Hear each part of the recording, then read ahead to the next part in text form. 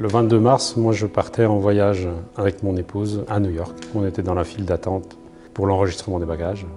La bombe a explosé à moins de 10 mètres de nous. Nous, on a été fortement brûlés et les personnes qui étaient derrière nous nous ont sauvé la vie parce que c'est eux qui sont décédés en fait. Ce qui est important pour les victimes qui devraient vivre ça un jour, c'est de comprendre qu'il y a toute une phase de reconstruction, mais il y a toujours la lumière au bout du tunnel.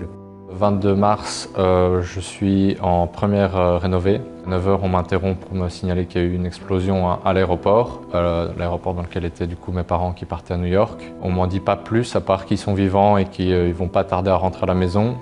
Et c'est seulement 3 semaines après que j'ai pu les voir. Pour tous les enfants de victimes en âge de comprendre ce qui s'est passé, moi je conseillerais oui, de faire un peu comme vous le sentez, de ne pas avoir peur d'en parler si jamais vous devez le sentir, mais de ne pas vous sentir obligé d'en parler non plus.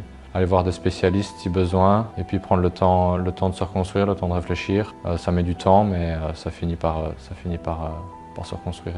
Et on a eu des impacts émotionnels également sur le long terme. Pendant 3 ou 4 ans, on était dans la reconstruction et c'était vraiment des moments assez compliqués. Et on est victime à un seul événement, on est victime à un moment. Et donc je me considère comme un survivant, mais plus comme une victime. Parce que victime, ça nous rattache au 22 mars, systématiquement. Et on est beaucoup plus en tant qu'humain que ce qui s'est passé le 22 mars.